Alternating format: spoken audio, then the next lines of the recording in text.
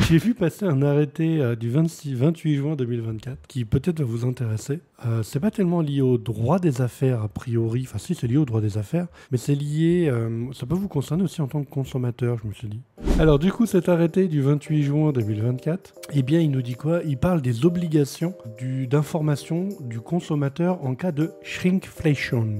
Alors juste peut-être, en fait ça m'intéressait qu'on parle de ça, parce comme en ce moment, notamment vendredi, on a commencé à parler des CGV. Quand on parle de CGV, bien sûr, on parle on va parler beaucoup d'informations entre le client et l'entreprise. Et du coup, je voulais revenir avec vous sur cet arrêté. Pour rappel, ce qu'on appelle shrinkflation, je vous l'écris dans le chat, la shrinkflation, ou en français, bien sûr, la réduflation. Alors, je n'invente rien. Sachez que je n'invente rien, je ne me permettrai pas d'inventer des mots. La réduflation. Alors, essayez, petit jeu, ce soir, chez vous, en famille, vous avez l'obligation de caler le mot réduflation à table. Voilà. Si vous y arrivez, je sais pas, j'ai pas de récompense à vous proposer. Non, là on parle de... En fait, la déflation, c'est pas ça. La déflation, c'est l'inverse de l'inflation. En gros, la déflation, c'est la baisse des prix. La réduflation, c'est la baisse de la quantité du produit sans baisse du prix. Voilà. Donc, pour rappel, la shrinkflation, aussi appelée réduflation, est le terme utilisé pour définir la pratique commerciale selon laquelle le prix du produit augmente ou reste identique, tandis que la quantité vendue baisse. En fait, je vous prends un exemple simple. Vous aviez 10 cookies pour 3 €. Désormais, le paquet de cookies, il est toujours à 3 €, mais il n'y a plus que 5 cookies. Bon, je prends vraiment volontairement un exemple un peu extrême.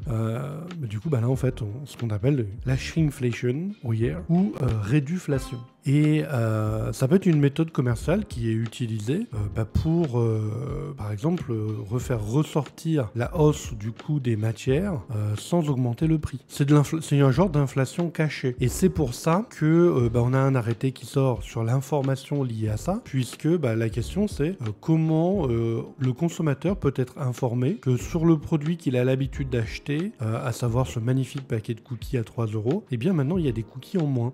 Et qu'en fait, ce n'est pas ces enfants qui ont été piqués des cookies dans son dos, c'est juste qu'il y en avait moins. Voilà, terrible ces enfants voleurs de cookies. Donc, l'obligation d'information du consommateur imposée aux distributeurs en cas de shrinkflation ne concerne que les magasins à prédominance alimentaire. Ça, c'est plutôt pas mal. Donc, clairement, ça va être tout ce qui est grande surface, ça va être concerné. Et j'imagine que toutes les petites supérettes, tous les magasins qui font majoritairement de la vente de produits alimentaires. Les produits composés de plusieurs unités dont le nombre a été réduit sont visés par cette mesure. Donc depuis le 1er juillet 2024, vraiment la quotidienne juridique, on est dans l'actu. Depuis le 1er juillet 2024, les distributeurs qui commercialisent pour un prix identique ou plus élevé un produit de grande consommation préemballé à quantité nominale constante. Ah oui, par contre, même quand on parle de choses genre des cookies, on est obligé d'y aller avec des quantités nominales constantes dont la quantité a été réduite.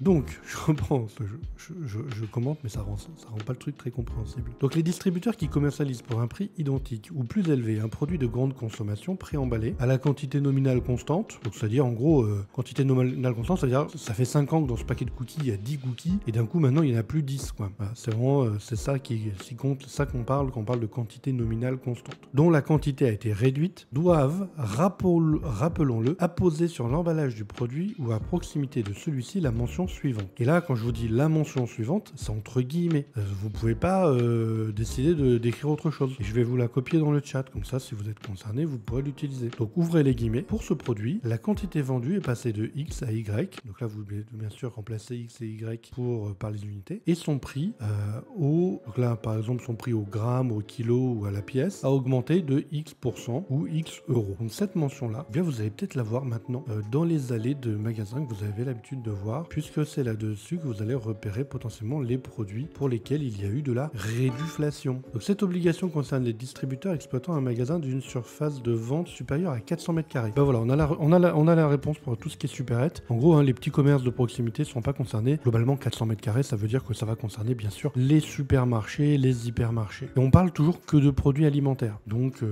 les autres produits ne sont pas concernés. Cette mesure ne s'applique qu'aux exploitants de magasins à prédominance alimentaire. Elle s'applique aussi lorsque le distributeur commercialise pour le même prix ou un prix plus élevé un produit composé de plusieurs unités dont le nombre d'unités a été réduit. Dans ce cas, la mention devant être apposée par le distributeur est la suivante.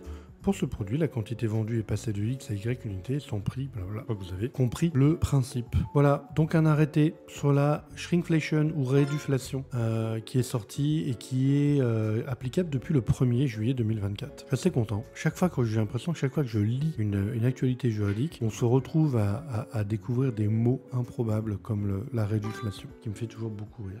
Je crois que j'ai dû voir un truc comme ça chez Carrefour. Eh bien j'imagine que ça a dû commencer parce que c'était le 1er juillet. Or, l'arrêté là que je vous ai lu, qui a précisé le terme que l'on devait mettre, il est sorti le 28 juin. Et le 1er juillet, les affichages devaient être en place. Donc entre le 28 juin et le 1er juillet, il y a dû y avoir du travail en rayon, quoi. Parce que c'est un vendredi le 28 et le 1er juillet c'est un lundi. Donc le samedi dimanche là ça a dû aller mettre des affichettes dans tous les allées des magasins pour lesquels il y avait des produits concernés par la réduflation. Moi je vais garder le mot français parce que vraiment je trouve ça beaucoup plus drôle. Voilà. D'ailleurs ça a été reprécisé sur le site entreprendre.service-public.fr. On retrouve les informations. Donc il y a même quelques petites précisions intéressantes comme le fait que les produits concernés c'est bien les denrées alimentaires ou les produits non alimentaires vendus dans une quantité poids ou volume constante, produits ménagers, produits pour bébé par exemple, intéressant aussi.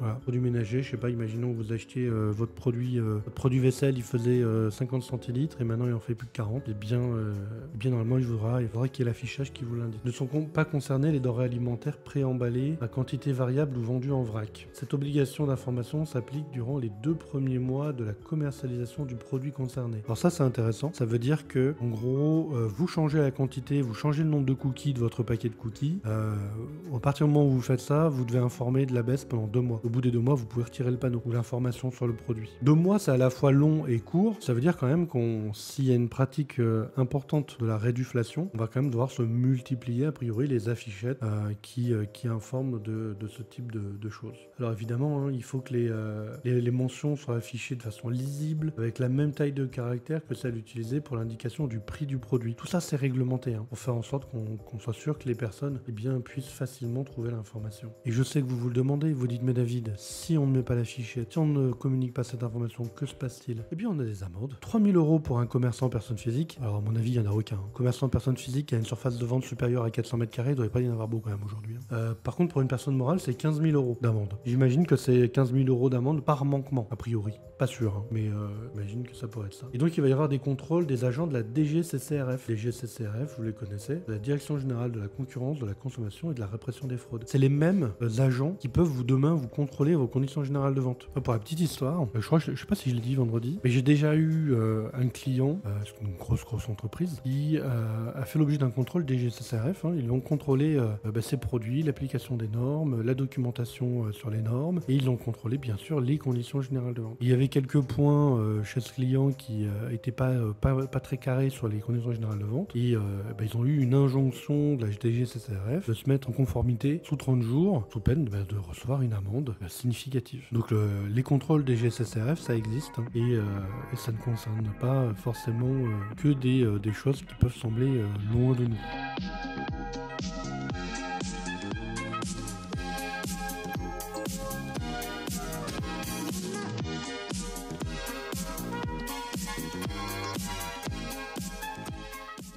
Si mon contrôle... Ah oui, mon exposition, elle était... Faire ça, c'est mieux.